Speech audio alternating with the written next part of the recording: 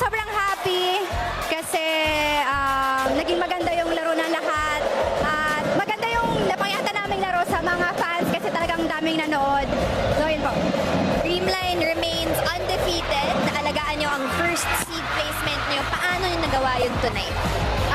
Kami lang ang focus lang namin ay malaro namin kung ano yung tinitraining namin, yung sistema na meron kami. Yun naman talaga dapat ang gawin namin lagi kasi palapit na ng palapit yung semis.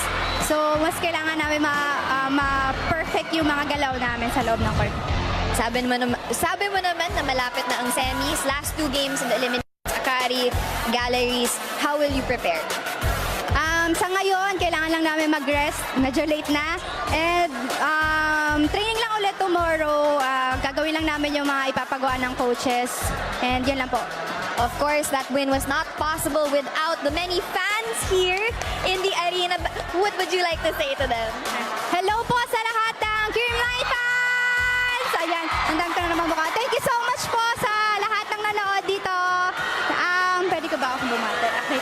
At gusto ko pong batiin yung, again, my mommy, my daddy, char. Ate ko, lahat ng dogs ko, si Tito Kalot, si Tito Apo, Tito Boy, Tito Joy, lahat kayo, wait lang, madami to. Si Tito Joy, si Tita Nelly, si Dan, and Ate Joyce, Kuya Jorens, Tita Tobbs, wait, Tito Percy, lahat, I love you guys. Thank you so much. Wait lang, baka may nakalimutan ako. Happy birthday, Manti!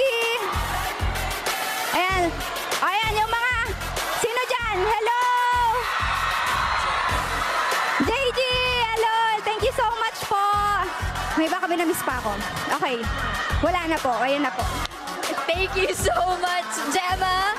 Thank you to your many fans here singing you happy birthday, Boom and Ish. Let's close this one out. Happy birthday, Gemma. Happiest birthday. birthday to